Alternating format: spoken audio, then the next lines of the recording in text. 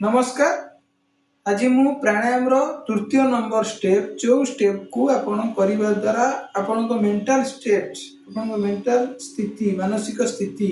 जहाँ भी थाऊ आपण इमीडिएट रिलैक्स फील करिवे एवं आपण को मस्तिष्क भीतर जहाँ भी अननोन थॉट विचलित चिंताधारा बा मानसिक भाव रे जहाँ भी आपण स्ट्रेस एंजाइटी जहाँ भी आपण मुंड भीतर थिबो सांग सांग आपण प्रेजेंट को पळा जाऊ रिलैक्स फील करिवे जोटा कि भामिरी प्रणाम होउची भमरर शब्द जो भमरर शब्द आपण निहाती सुनिथिबे तेनु से भमरर शब्द परी आपण मस्तिष्क भीतर आपण को लागिबो जेमिति भ्रमर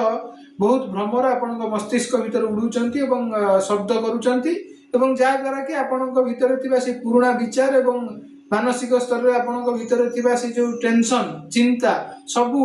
चुटकी रे उड़ी गला बड़ी भमर पड़ी उड़ी जीवो जोटा कि एक बहुत पावरफुल प्राणायाम आपण माने ए भामिरी प्राणायाम को आपण जीवन में यदि शामिल करिवे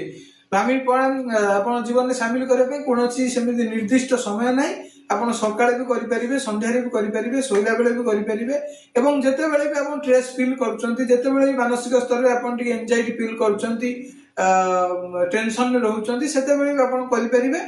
आपण मिनिमम ए प्राणायाम को 10 मिनिट आपण जीवन काल भीतर जिते दिन पर आपण बंचीबे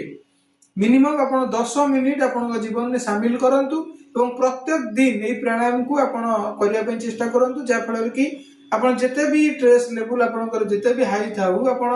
इमीडिएट रिलैक्स फील करिवे एवं आपण बहुत एनर्जेटिक फील करिवे ओरा आपण बहुत स्ट्रांग रहइबो एवं स्किन प्रॉब्लम पाखुर आरंभ करी आपण मानसिक स्तर में जहाँ भी समस्या सब समस्या बहुत बड़ मंत्र जोटा कि भामिरी प्रणाम तेणु भामिरी प्रणाम करियो गले हमको हम सिक्स सेंस को बंद करियो पड़िबो प्रथमतः हम आखि को बंद करिबा एवं फोर हेड ऊपर हम दुईटी आंगुल रखिबा एवं कान को बुढ़ा आंगुल खूब सुंदर भाव में बंद करिबा दीर्घ निश्वास नबा तापर हमें भमर पड़ी ओम शब्दटी करिबा जीवटी को हमें टिके ऊपर को बुले नगे पार्टी बंद करवा देखु तापर दीर्घ निश्वास नेले ओम शब्द उच्चारण करेंगे जमीती आम मस्तिष्क भीतर आप फील करेंगे कर सारा जमीती गोटे भमर शब्द शुभ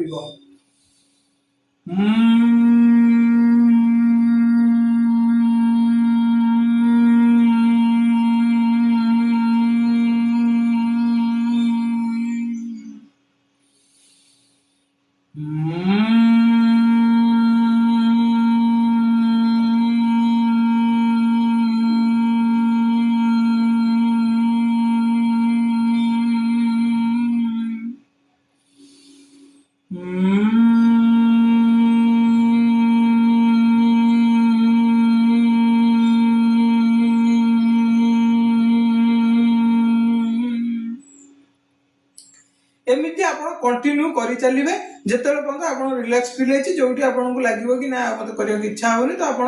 सांग सांग आप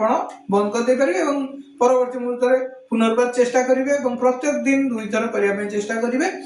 10 मिनिट यदि आप जीवन में प्रत्येक दिन प्राणायाम कर तो आप निजे तार रिजल्ट जापर अनुभव करके मत कमेंट्स माध्यम जनइबे भामिरी प्राणायाम एक बहुत ही सुंदर पावरफुल प्राणायाम